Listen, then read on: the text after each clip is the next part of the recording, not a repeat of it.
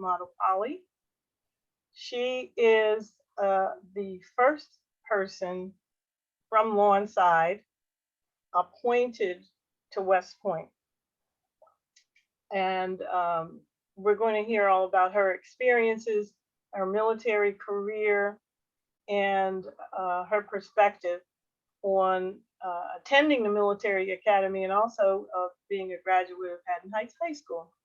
So um, before Jasmine makes her presentation, we're going to hear from Shamele Jordon, who provides us with history moments at Lawnside Historical Society. And today she's going to talk about the military personnel that she's discovered at Lawnside and other research facilities that we'll learn a lot about. So with that, Shamele, please share. All right. Thank you so much for allowing me to share research that's near and dear to my heart. Are you guys able to see my screen? Yes. Yes. Right, fantastic. So let's go ahead and get started with history moments at Lawnside Historical Society. So there are 5 things that I'd like to share with you about Lawnside and the military.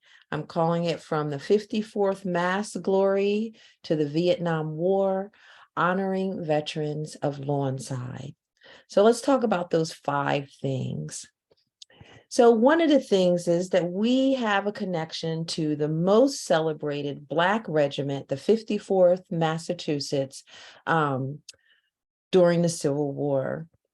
Here you can see the headstone of George Farmer, and he was in Company B, 54th Mass, and he was actually born in Fredericksburg, Virginia, and he died in Lawnside. He had 2 partners, and we know who his parents are, Nathan and Elizabeth Farmer, but we have yet to connect him to the farmer family that we know about in Lawnside. I've been working with a woman who is a farmer, the great genealogist, Andrea McDonald, and she would love to be connected to him, but we have yet to find an actual connection. But he is buried at Mount Pisgah, and he traveled from Lawnside to Massachusetts to enlist. There's a famous story of Frederick Douglass, enlisting the Black, talking them into saying, hey, come on and join the fight. And he actually had to get him out of town in the cover of darkness because people were not happy about this occurring. And so, like I said, he traveled to Massachusetts to enlist. And in March of 1863, that's when he went up there. And George was actually wounded in this famous battle that was at Fort Wagner in Morris Island, South Carolina. And this was depicted in the movie Glory. We all know the movie Glory. And he received he got wounded under his right eye and on the top of his head. And he said, I received the wounds in my head and at the same time, and as far as I can tell, I was hit and I fell, and I cannot tell how long I laid there. And what was interesting about him is that he was promoted to be a corporal. And when he mustered out, he went back to Philadelphia, and eventually he settled in Snow Hill. And because of he applied for a pension. And as we know, veterans of the Civil War, they received less benefits than whites. And his health was deteriorating so bad. He was homebound. He was unable to walk because of his service in the war. And one friend said that unless he receives a claim to be paid, that he could die before any action was taken. And 24 days later, George did pass away at his home in Snow Hill. And he's one of 150 Civil War soldiers and sailors that are buried in Lawnside. Number two thing that you should know about military in Lawnside is that the son of Joshua Sadler is Sadler Town is named after him. And his son, Nelson Sadler, is buried at Mount Zion on White Horse Pike. And this is his headstone. I would say this is the most ornate headstone for any Civil War soldier that I've seen so far in the cemetery. And he fought for another famous regiment, and that was the Rhode Island Colored Heavy Artillery. I actually found a picture of the heavy artillery guys. And it's not a great picture, but this is them. The heavy artillery was the big guns. So Nelson was in charge of one of the big guns. And while he was in duty, he contracted what they called, contracted a cough that settled in his chest, and he ended up getting chronic bronchitis. His tent mate said at times he could hardly speak above a whisper, and he had what they called a graveyard cough. And when we taught this to Lawnside Middle School, Manira actually did the cough. She's so cute. But because of his injuries, he received $4 a month, and eventually he was increased to $8. And eventually he passed away in 1884. The third thing that you should know is that the Lawnside men and women joined the World War II effort. In the Courier Post, they were in the habit of putting pictures of the soldiers into the paper. And so here you have Thomas Mitchell, and he is the son of Stella Mitchell. You also have Harry Benson, and he's the son of Mr. and Mrs. Leonard Benson of Moldy Road. Lots of brothers. They celebrated brothers who were joining. There were the Berry brothers, Warren, and Hudson. And then there were three sons, only two of them made it to the paper, of William Brown of LaPierre Avenue. And that was William Jr., whose picture is in here, as well as Harold and Henry. Next up, you have some Williams brothers. So you have Leon Williams and his brother Merrill, who I've never met. And they were the sons of Mr. and Mrs. George Williams.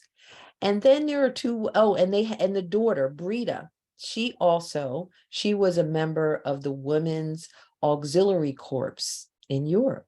And there were no pictures. I have not found any pictures celebrating any women, Black women, in the Courier Post, but I'm going to keep looking because I believe it might be there.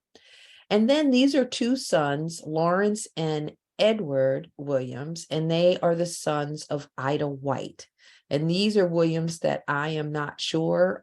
Kate, if you know who they are, I would love more information about who they are. Next, you have the Polk brothers, James and Russell Polk. They're the sons of William Polk. And James actually ended up on the Hawaiian Islands during his time in service. And then you have David Wilson, who's the son of Mr. and Mrs. Wilson, Mrs. Samuel Wilson of LaPierre Avenue. And so the fourth thing that you should know about Lawnside and the military is that in 1943, Lawnside women started the Mothers Club to support the men at home and abroad. And here is an ad in the Courier Post where they were looking for members to join this new service club. And they met at the Lawnside Community Center on the 2nd and 4th Mondays. And they voted to have a $5 donation to the Lawnside branch of the Fort Dix Camp and Hospital Council. And what they would do is they would go to Fort Dix and they would have sermons. They'd have some church going on up there to, get some heavenly help and protection for the soldiers there. And so members of the group included Lillian Still, Ali Sadler, Rita Wilson, as well as Miss Rebecca Scott. And so they did a lot of things. Like there were articles all the time. War bonds were big. They were into war bonds. And so what they did is they used to have rallies to push the sales of war bonds. And they would parade. Lawnside loved the parade. They would parade from the White Horse Pike and Warwick Road all the way down. They said to the northern limits of the borough. And so I believe that was probably to, why did what's the building where everything was? They had school in there. They had the it's right across near Moldy Road and Warwick Road is probably where they marched to and had celebrations. Oh, that was the Odd Fellows Hall. Odd Fellows Hall came back to me. And they had this parade more than one time. I've seen at least 3 articles where they had a parade and to push those war bonds.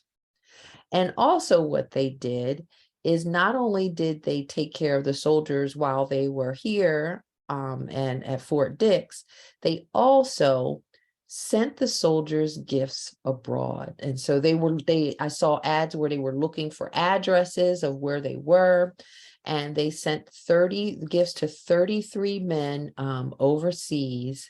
And the club actually presented a motion picture, The Negro Soldier, at the community center, just to, I want to figure out what that movie is so I can see if it's still around.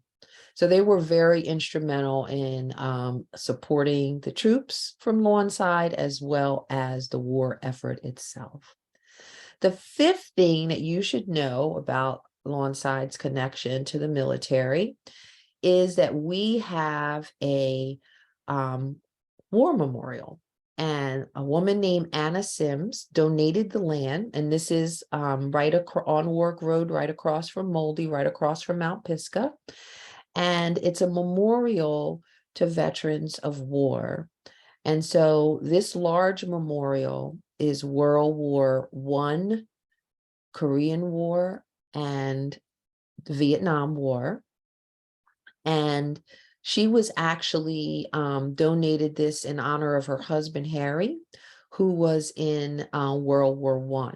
So right next to that memorial is another memorial for World War I soldiers. And at one time, this area fell into disrepair. I meant to bring in the article that showed Clarence still out there with the other probably men's association folks cleaning up and making sure that, you know, it was clean over there so that people can visit it. And I want to invite you guys, you know, the weather has been nice. Might be nice to go out there to the memorial, take a look at it, and, you know, thank those who fought for our country, who stood up when the call came and went to serve our country. And so that is History Moments at Lawnside Historical Society. Next month, we are going to do first a doctor, an Olympian, and a policewoman celebrating Lawnside first. Today, we're also celebrating a first. And so just remember, we do this every month. And we'll be doing the first, followed by the Green Book in January. So I hope to see you guys then. And thank you so much for allowing me to do this. Thank you. That was, Thank you, Shamele. you did well, Thank you. And if you guys have any memories, as always. please share. If you know any of these guys, please share. But thank you. Thanks again. Okay. All right. Well, thank you again, Shamele. We really do appreciate this, and it's so appropriate and on time. And now we're going to move on to our featured speaker, and I'm going to ask Christine Lewis Coker, who's our treasurer, if she will introduce our featured guest. Good evening, everyone. Good evening. Good evening. Jasmine is head of CX Data and Insights at Gusto to provide advanced, predictive, and actionable analytics for Gusto's customers. Gusto's customer experience organization. Before working with Gusto, Jasmine served for 13 years as a U.S. Army officer, most recently as a data scientist at the Pentagon. Jasmine also spent 4 years as an assistant professor in the Department of Systems Engineering at West Point, directing courses in engineering, statistics, and business analytics. Her research included topics in STEM education, predictive analytics on veteran homelessness, and optimizing mission training needs for U.S. Army's Unmanned Aircraft Systems, UAS program. Before that, Jasmine served,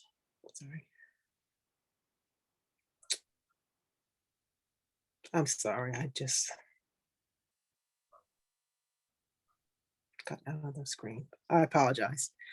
Before that, Jasmine served 8 years as a U.S. Army intelligence officer, leading analyst teams to recover hostages in Iraq and directing operations with NATO, USAID, U.S. Department of State, and foreign governments in Afghanistan. Jasmine was a recipient of the 2012 General Douglas MacArthur Leadership Award for her leadership in Afghanistan. Her research on STEM education was published with the Institute of Electrical and Electronics Engineering, IEEE, and she received the Military Outstanding Volunteer Service Medal for her work. Jasmine received the 2014 John M. King Award for outstanding service to the veteran community. Her research and predictive analysis on veteran homelessness were recognized in the 2016 Kansas Capitol Graduate Research Summit. The Society for Industrial and Systems Engineering, SISE, published her work on optimizing mission training needs for the U.S. Army's UAS program, and awarded her article second place at the 2017 General Donald R. Keith Memorial Capstone Conference. Jasmine holds a BS in Operations Research from the U.S. Military Academy at West Point, and an MS in Operations Research from the Georgia Institute of Technology. Jasmine lives in Colorado with her husband, Venkat, children Rama and Jade, and 2 monster dogs, Sunny and Thomas. Welcome, Jasmine. Thank you so much, Christine. If I knew you were going to read that out loud, I would have made it less nerdy, I think. But good job. Well, I'm an engineer, so I related to Okay, you got it. You got it. I was like, look at her knowing IEEE, all the things. Okay, I appreciate it. I'm actually a little emotional because I just texted my godmother, who I haven't seen in many years, and I said, there is a lady on this Zoom I'm in named Beverly, and she looks just like you. And she's like, oh, that's me. So Beverly is my godmother, and I've been away for so long. I have not seen her in so many years. We've only kept in touch with text, and I mostly send her pictures of the kids. So, so yeah, that's a nice surprise. But thank you so much for this wonderful opportunity. I really appreciate it. So yeah, my name is Jasmine Walker Motupalli. As you heard, I served for 13 years in the U.S. Army. I'd really like to share a bit about my journey. You heard a bit of it, but I'd like to kind of layer in some of the lessons I've learned along the way. I consider myself really on a growth journey, like a continued growth journey, and I've picked up a lot of lessons that have served me well along the way. And so as I reflect on this journey that I've been on, I'd really kind of like to layer in some of that. So appreciate you so much for allowing me to share a bit about that here today. But before I begin, I'd really be remiss if I didn't share how much the Lawnside community has meant to me. I consider it my hometown, even though the military and life has just kind of taken me all over the place. But the way that this community rallies behind its children, particularly as they transition into adulthood, is really nothing short of inspirational. Having been on the receiving end of that support about 20 years ago, I can say it's invaluable. I haven't seen something like this in the way that this community rallies for its youth before that experience or since. And so I just want to say that I appreciate each and every one of you for what you do for this community, and particularly for, like I said, children as they're transitioning into that young adulthood. It's such a tough time, and to have a tribe and the level of support that this community provides with its deep history is just, I don't necessarily think I have adequate words for it. So thank you so much. But I'd like to start with my journey in the fall of 2001. I was a newly minted high school senior at Haddon Heights High School. And I remember being so excited to receive early acceptance to West Point. So in the spirit of authenticity, I must confess that when I applied to West Point, I was still fairly immature. I mean, if you can imagine, like 16, 17-year-old. And in hindsight, I think I applied to West Point more so because of the prestige that came along with it. I don't think I really understood what it meant to serve. And because I got early acceptance, within about a plus or minus a week or so of receiving my acceptance to West Point, I remember I was in school, I was sitting in my AP biology class, and somebody came into the classroom and turned on the news to a picture of a skyscraper on fire. There'd been some kind of a plane crash. And then as we were watching, I remember seeing the second plane hit live, and I realized we were at war. Like, we were at war, and I was planning to attend a military academy. And I remember over the next few weeks, my family and friends kind of pestering me, what are you going to do? Like, what are you going to do now, Jasmine? Like, what's happening, you know? And the interesting thing is that I had already made my decision on September 11th, 2001. And so I was able to answer, you know, I'm going to West Point, I'm going to serve my country. And I answered that with certainty. The difference was at this time, the prestige and the glory of it all was completely gone from my mind. I graduated from Haddon Heights High School in June of 2002. And 2 weeks later, I reported to West Point for Beast Barracks.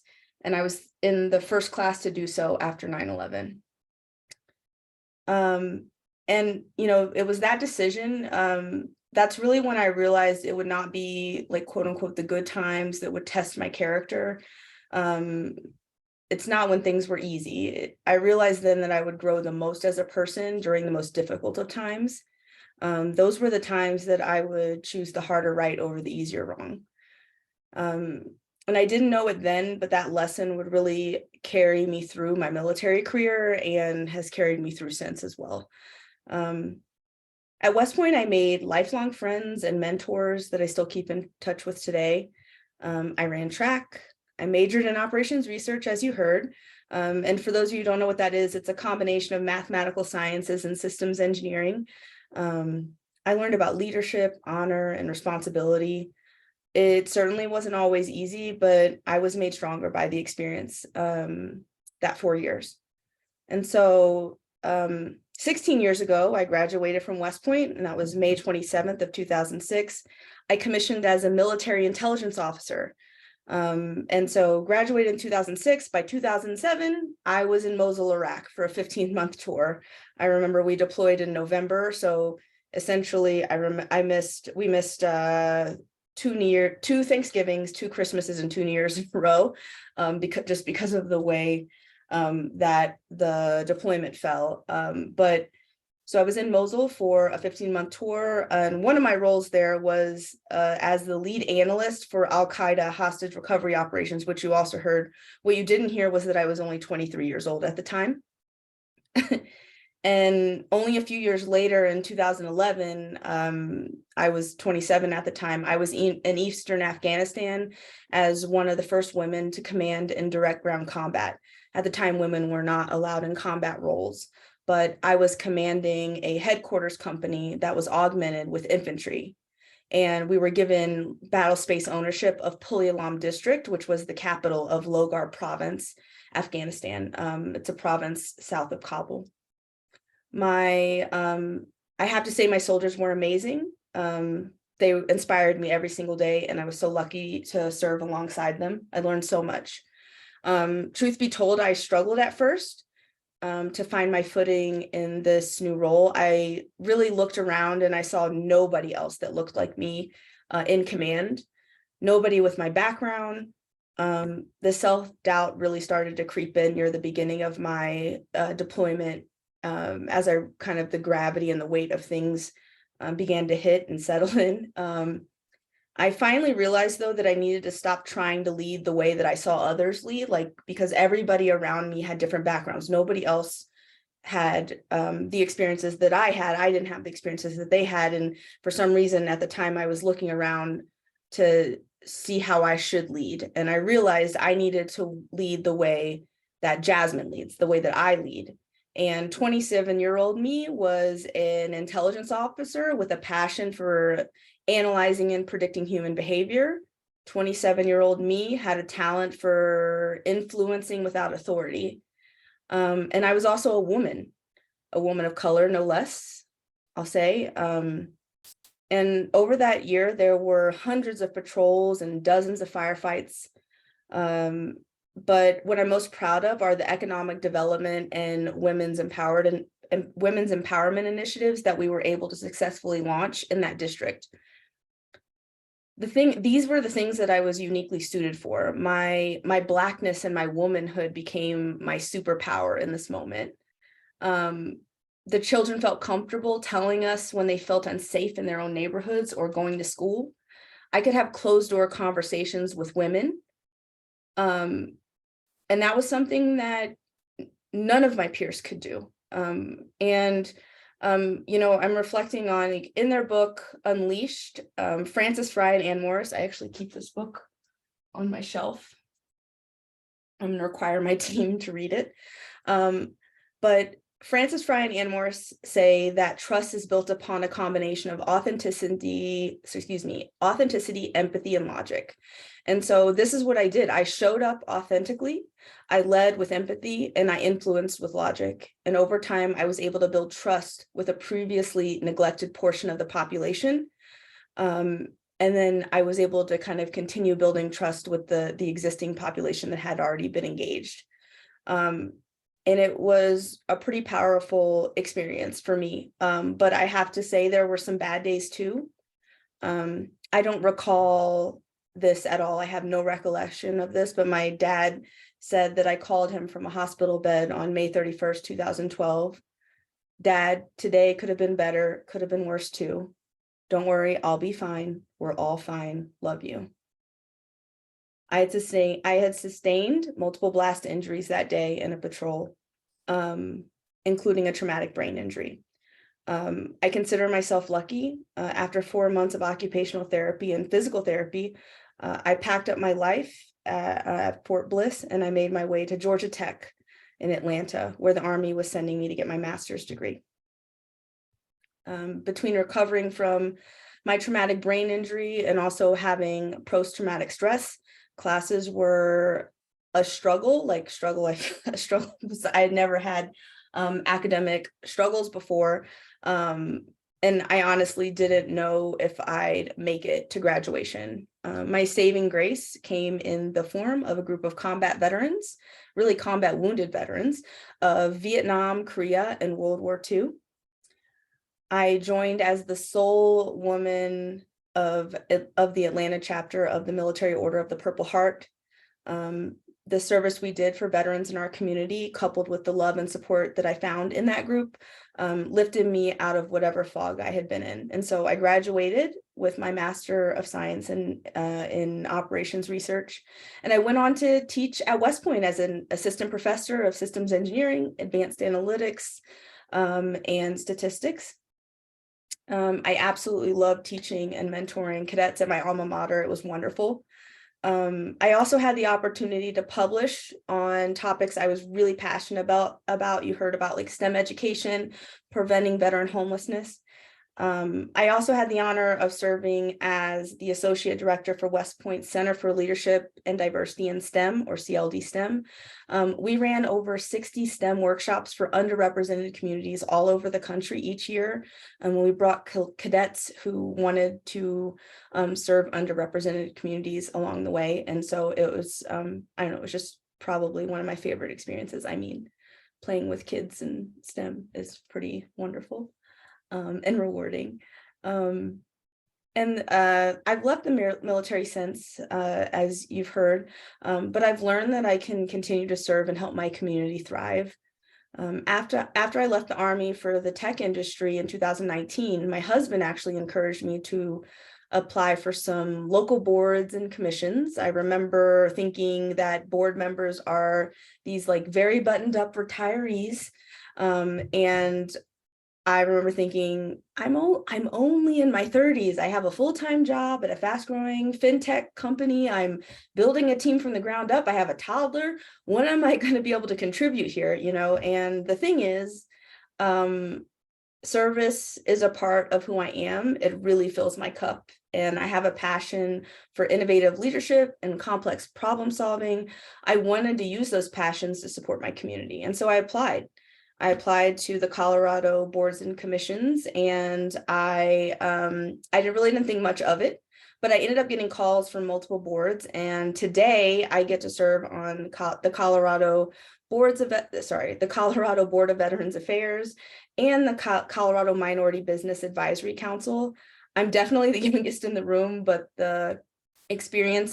my experience is still valued, and I'm embraced as a member of a wonderful team, and we get to serve our community, which is just delightful. I also love my job. I get to build a team from the ground up. I literally started as an IC, which is called an individual contributor. Like, I was an individual analyst, and then about 5 months into joining the team, I was asked to build this new capability from the ground up, and that's what I've been doing, building this team with a successful fintech startup that helps businesses thrive, which is also one of my passion spaces. On the personal side, I have an extremely opinionated toddler at home. He defeats me every day, but I love him so much. My husband, Venkat, and I are also fostering to adopt a 10-year-old girl who we just absolutely adore. And people often ask me how I balance it all, and here's a lesson I've learned pretty recently. For me, it's really not about balance. I feel like that's too much pressure on me. I don't want it. Like, I don't want all that pressure. For me, it's about sustainability.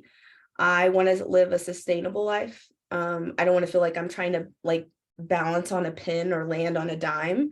I just want something that's sustainable. I know my life will ebb and flow. There's going to be ups and downs. My life has been this windy, joyous, chaotic, scary, beautiful, sad, exhilarating journey. And it's not even over yet. I don't even know if it's half over yet. And I'm not sure what the future holds, but I know I have a sort of a supportive tribe around me, and friends and family and mentors. I know that I have work that fills my cup. I have a beautiful family. That's my biggest cheerleader. And I have gratitude for both the ups and the downs. And I know that that will sustain me through whatever may come. And that is a bit about my journey. I really appreciate you taking the time to hear a bit about me. I don't know if you can tell, but I am extremely uncomfortable for talking that long about myself. I definitely work a little bit better with if you have any questions or anything like that. I also have I'm open to really any questions. So if there are any questions or things like that that I can answer, please feel free to ask. and I'm happy to engage that way. Thank you so much, Jasmine. So anyone who has questions for her, just unmute and ask. Tell us who you are when you pose the question. But we really enjoyed the interaction. So feel free to unmute and ask your question.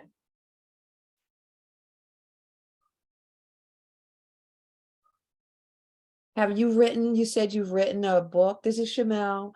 Have you written a book about your life and your journey? Because your story is amazing. Like, I knew this was going to be great, but like tying in 9/11, and it's just like, seriously, if you haven't done so, we're waiting for the book and we'll have you back. Oh my gosh. Well, also, can I just, kudos and shout out to Shamele, because that was a wonderful dive into the military research of our community. And thank you so much. I have not written a book. I have written some chapters. I actually started writing in 2013 as a way to kind of process, I would say, the pieces of myself that I had kind of like willingly given away in service to the mission in my country.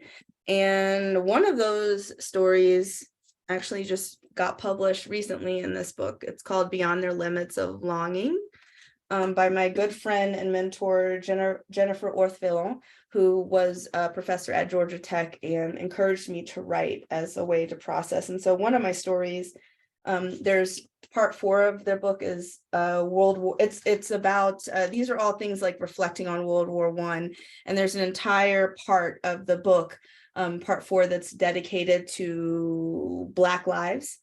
And I'm the opening chapter. One of my stories is the opening chapter there, and that was one of the ones that I had kind of done to process. I have considered off and on kind of writing or publishing into a memoir of some sort or something like that. I just haven't yet. I don't know. It's like a lot of, I'm just now, it's been 10 years since I was wounded, 10 years since my last deployment in Afghanistan. And I'm almost still processing much of the things I reflect every year on May 31st. And I'm kind of still on that journey, but it's definitely been a thing that maybe will happen, but I don't know. I have about 50 pages of stories written, but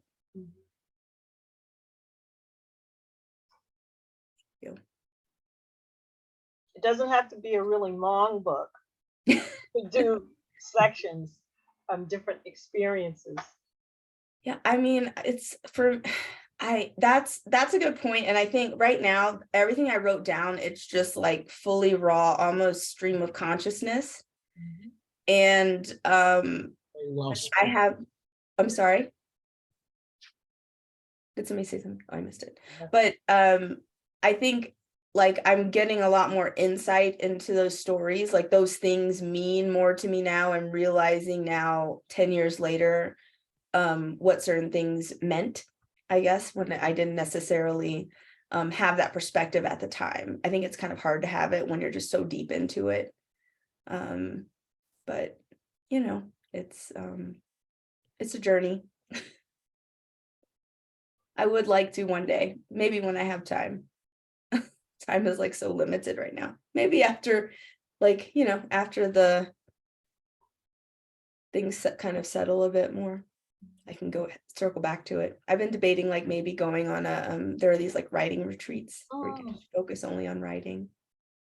I see Kate Rush in there giving a thumbs up. She's a Lawnside poet.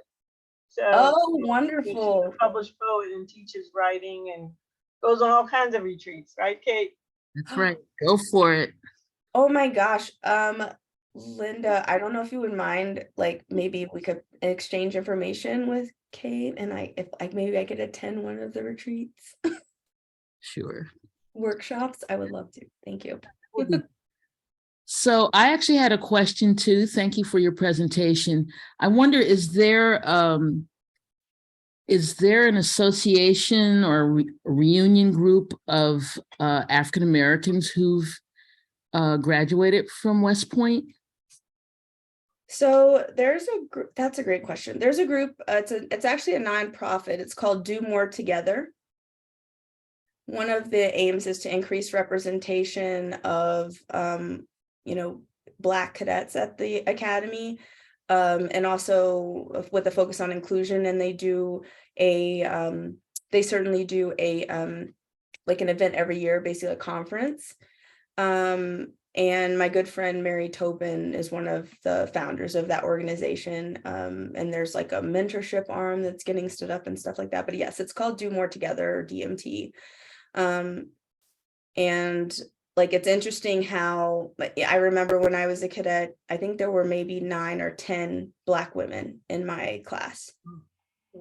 And when I was teaching there, I was one of 4 Black faculty across like staff and faculty. And I was the only Black female, I should say Black female, for one of 4 Black women that were on the staff and faculty. And I was the only academic faculty member that was Black, that was a Black woman.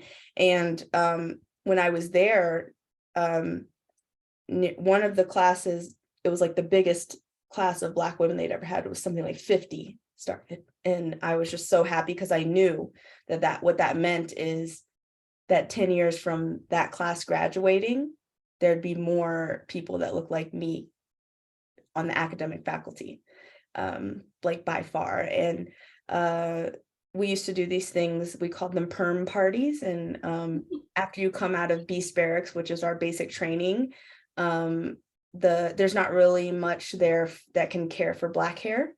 And so all of the Black women, upperclassmen who had been there, they would bring all the freshmen in, and we'd like go up to like in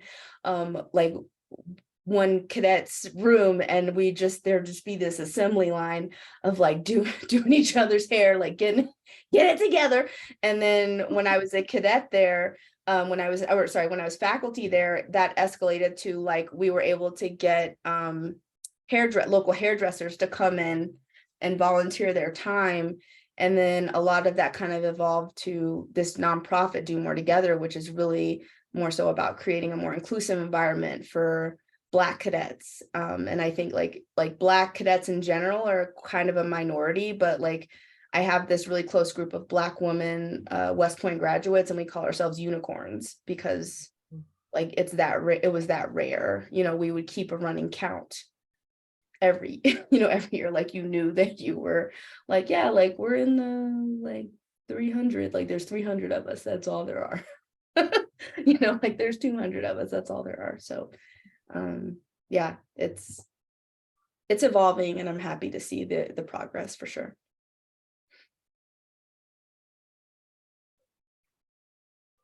Does anybody else have a question? I can answer the hard ones too. I know there are questions that people like they think are taboo, or that they think it's hard to ask, and I'm happy to ask those questions. There have been many years of processing, therapy, coaching, and I am happy to answer any questions. I have a kind of soft local question. So, Hopefully it's soft, but it's local. At Haddon Heights, you were part of a group, or you helped organize a group to try to address some of the, we'll call it racial disconnect. yeah. Some of the lack of representation and inclusion that went on at the high school. And,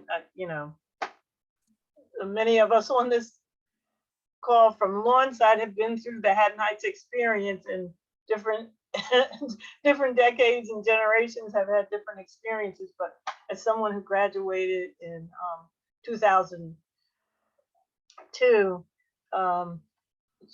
you actually got involved as a freshman in doing some of that work, or was it earlier, a sophomore, Right. something like that?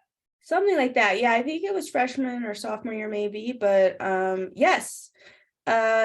You all remember Columbine happening, and when I entered Haddon Heights High School, there were some tension things. I mean, if you imagine you have kind of this predominantly Black community integrating with like two communities that are predominantly white, and there had never been really much interaction before. And that sometimes could be tense, I guess. And I remember for me, like I definitely grew up in Lawnside from the time I was 10, but prior to that had been in Texas, and my family is extremely diverse. Like we just have there, it's just like a lot. And I remember that was odd to me. Like it was, you know what I mean? Like it was just odd to me because I'm like, oh no, but my cousin's white, you know, I don't understand. Like my cousin would never like exclude me, and like I would never exclude my cousin. I don't understand. And so I think so my the principal at the time, Mr. Sandwich, approached me and asked if I think he kind of noticed that I just kind of moved in spaces. It could have been naivete, I don't know, but I think he noticed that I moved in spaces pretty like just fine. And it was like I was like a nerd, and I was like proud. I'm like, yeah, I'm in the advanced math classes, and then I also like am like captain of the track team, you know, like whatever, I'm just doing the thing. And like I think he just asked for my help in ensuring that we didn't foster an environment at the school that would potentially lead someone to feel so excluded, to feel such a lack of belonging in this community that they would do something dangerous. And from that was born CARE, Creating a Respectful Environment, which was a organization that I founded and was the first president of. And it was this combination of creating those relationships between the communities before there is this like, you know, if you're like the first time you're bringing everybody together is at the age of 14. I don't know about anybody else, but like I have never been meaner and more hormonal, maybe aside from pregnancy, but like I have never been worse than my first trimester of pregnancy and at the age of 14, right? And that's when we're asking these three disparate communities to come together and be like, yeah, like let's do this thing, you know? And it just like defies logic. And so one of the initiatives that we did was trying to get the communities to have these events at the various schools ahead of time. So if you're coming from Lawnside into Haddon Heights, you know somebody's in your math class, somebody's in your English class, like you know so-and-so from, so-and-so from those team building events that we have, that we had with you in 6th grade, 7th grade, 8th grade. You spent years kind of building these bonds, so it's not such a shock to the system. The other thing that we did, because you do have an existing student base, right? And so the other thing that we did was I went out into the different communities to schools that were doing this work proactively and tried to learn what their best practices were and identify different assemblies and different programs that we could bring into our school. And there was budget for that and everything. So I just would need to kind of make sure I wasn't like going too kooky dukes, but just bringing in these things. And then the other part became making sure that our club was representative. And so needing to kind of go out into the school community, identify students that were also passionate about this work and would take ownership, and bringing them in, and not just like us at our level, but also making sure we're bringing we're building a bench, right, of students that are committed to this work. And it just kind of went on from there. Yeah, well, I commend you for that. Some of us experienced riots at the high school, and I know the class of 1969, that year was punctuated. Wow. It's and you know, the suspensions and the expulsions usually fell on the Lawnside kids. Yep. So, yeah, Yes. definitely. There I was that disparity. Yeah. Yes, I remember being in a class, I can't remember which class, but it was a class that had a substitute, and I I think it was maybe like an honors English class or something like that, and I was the only Black cadet in the class, and my mother was a teacher, and I would never disrespect a teacher, and so but never.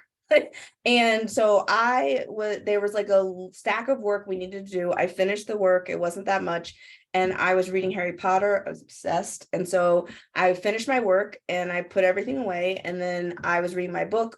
All of my classmates around me, who were all white, were just completely misbehaving, being super disrespectful, and I'm just sitting there reading my book. I finished my work, and the substitute calls the principal, and the principal came in and was like, I was thinking it was a principal, or maybe it was the assistant, I can't remember, but comes in and comes straight to my desk and says, like, what are you doing? Where's your work? And I'm like looking up, I'm so confused. I'm like, I finished my work. And the substitute has to say, no, it's not her. She's the only one that's behaving. It's everybody else. But it was like the default was I was obviously misbehaving, as I'm clearly sitting there quietly, like deep into my, I don't know which one it was, probably the Goblet of Fire, at the time, right? And so it was just pretty, I don't know. It's that unconscious bias was like running pretty deep. It's like they don't even, if you were to say, like, you have a racial bias, they'd probably be super offended by it.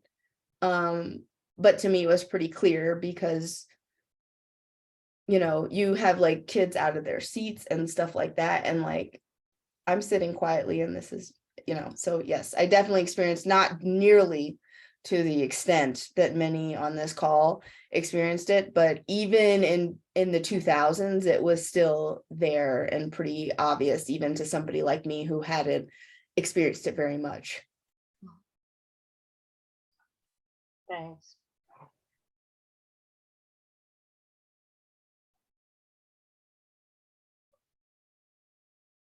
I don't want to monopolize the conversation. Anybody else have questions? I do.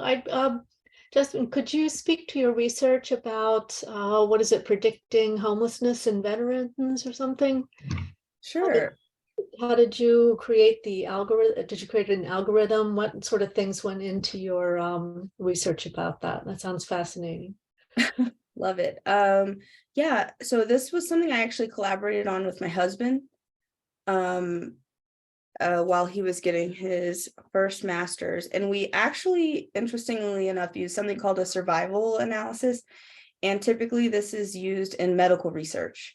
So normally, in medical statistics, you would use this type of a model to say, like, okay, you had this diagnosis, and over time, what's the likelihood of that, either that diagnosis reoccurring, or in some cases like death, like being this event. And then you can throw on, let's say that you want to throw in additional factors like age, gender, that sort, treatment options, those sorts of things. Well, then you need like something that's what we call like a multivariate. And so that is what's called a Cox proportional hazards model. And so that allows you to kind of look at, like, over time, what's your risk, but also like there can be protective factors, like maybe the younger you are, or if you're a woman, maybe that is a protective factor. If you're like older or you're a male, maybe that's a risk factor.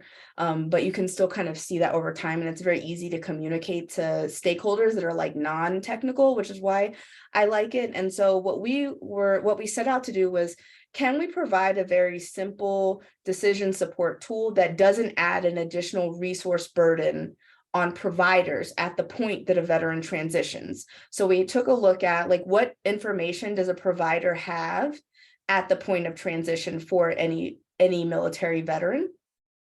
And so we had two versions of this model. One was this like machine learning model that was built on Python, which is freeware. So you could layer it on and integrate it with like any existing healthcare system.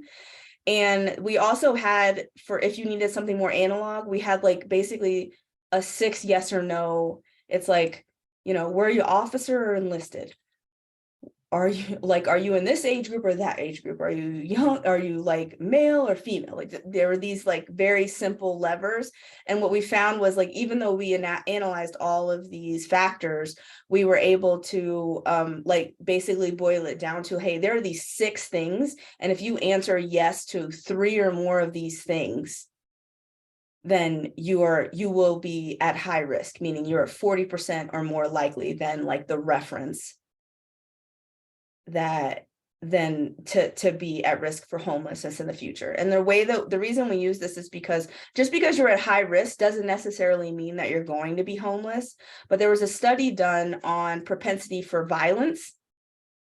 And they found that just by telling someone, hey, you're at risk of having a violent outburst for these reasons, just the simple fact of having that awareness made somebody less likely to actually have outbursts of violence. And so applying that same methodology, if you can say at the point of transition, you are at high risk for having a future incidence of homelessness in the next 5 years for these reasons, we can get you some resources to prevent that from happening. It makes somebody, even if they don't take those resources now, it makes somebody less likely to have an incidence of homelessness in the future because they understand, they have knowledge and education about 1, their risk, 2, why, and 3, that there are resources available.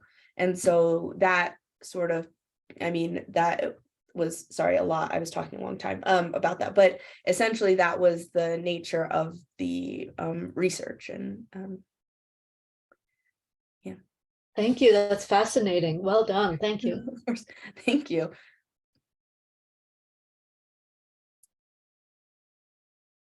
Anything else?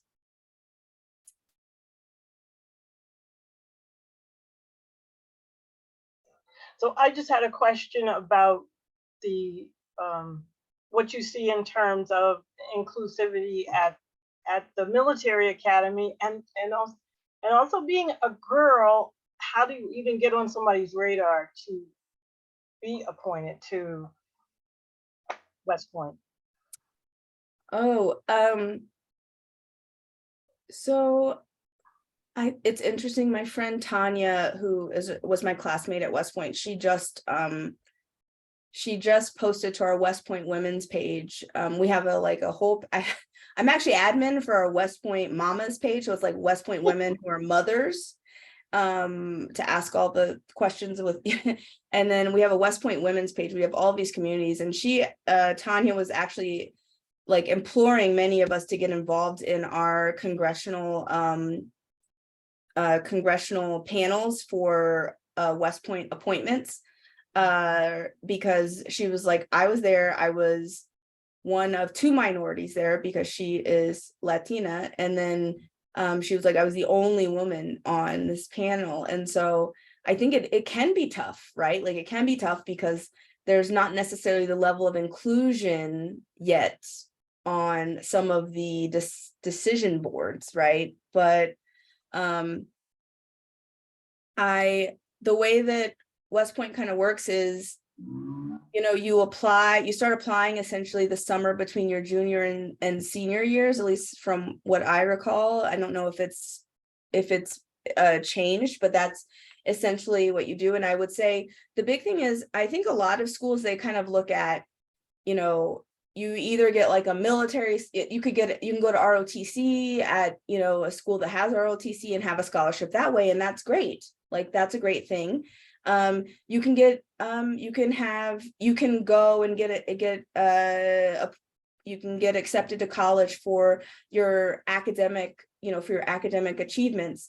And you can also get accepted to college for, and have a athletic scholarship or, things like that. But I think for West Point, they really look for you to be well-rounded. And so for me, I was fairly strong academically, but I was also,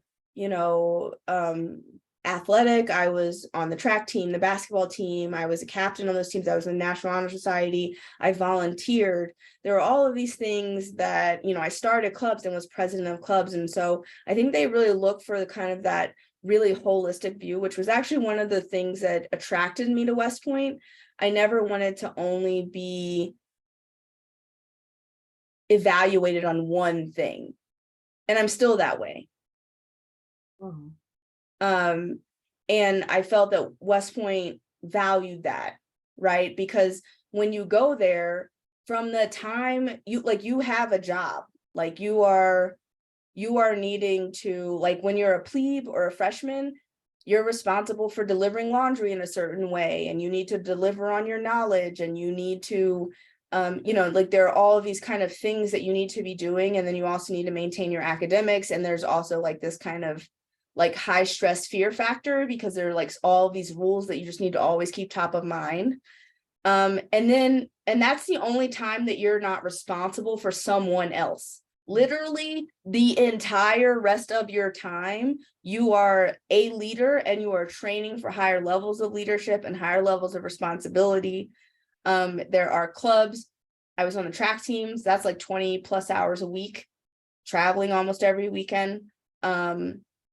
There's just all of these responsibilities. And so if you're somebody who can't maintain a level of academic rigor while also having these increasing levels of responsibility, then you won't be successful. And so I think that that's one of the reasons that West Point really recruit, and the service academies in general, recruit for that kind of well-rounded, holistic ability to balance and sustain all of the things. Incredible. Incredible. So, are there any other questions for Jasmine? Hearing none and seeing nothing in the chat. No worries. I I'm think I gonna can assume- smell it. My husband's making dinner right now. Oh my goodness. And where are you? It's 6 o'clock where you are? 6:10 here. Yeah, it's pretty early. Okay. I'm surprised. My foster daughter's at sewing class right now. She should be coming home soon. And then I'm surprised Rama is this quiet and hasn't barged in on us. 50-50 wearing pants. That's good. Well, it's wind down time. Oh my goodness. Yeah, no, he's famous at my company. Everybody knows Rama. He's a character. Mm. He barges in on like 60% of my meetings, I think. That's his prerogative. Too. It is, totally. They love Rama. It's always it's either him or one of the dogs barreling in. Well, I wanted to let you know that our Congressman, Donald Norcross, who are in the 1st Congressional District here, has issued a citation, which we will be shipping to you because it's a big thing in a frame and everything. But basically, I'm just looking at a PDF that says that the undersigned member of the United States Congress, the Honorable Donald Norcross of the 1st Congressional District of the great state of New Jersey, hereby honors and recognizes Mayor Jasmine Walker Motupalli, the first female resident of Lawnside, New Jersey, who was appointed to the United States Military Academy, West Point, for your valiant service on behalf of a grateful nation, and is dated November 10th, 2022. So we will be sending that to you. Thank you so much. That means so much. And I know there was like a fee and I donated that, but I also wanted to let you know that I want to round that up to 1,000. So I'll be donating an additional $750 to your society, your historical society, which has meant so much to me over the years. Oh my goodness. We're overwhelmed by that. Thank you so much. Thank you, thank you, thank you. Everybody can unmute and applaud. I want to applaud you all. Thank you. Thank you so much. But yeah. Just Excellent amazing presentation. presentation. Wonderful. Thank you, Jasmine. Thank you. Thank you, much. Jasmine. That was phenomenal. Yes. It was. Now this is recorded, and so we will be uploading it to our YouTube channel, and hopefully a lot of people can see it and be inspired and encouraged Thank you so by much, your example. everyone. Excellent. Thank you. Thank you. Thank you Thank so you. much. Continued success and blessings. And wishing you all a wonderful Veterans Day tomorrow. Thank you. And to you. You are Veterans Day, girl. Hey, Come on yes. now. Yes. Thank you for your I have the day off and my kids both have school, so it's going to be a Yay. great day. Yay. You'll have a moment to breathe. Like, Oh my goodness. That'll be great. Well, God, congratulations and have a wonderful day. thank you all so much. Have a You're great Thank weekend. welcome. you. Take Take care. care. Bye. Night. Bye. Night, night. Well, thanks everyone. Thank you. Thank you. Thank you. Yeah, it was great, Linda. Wonderful. Yeah, excellent program.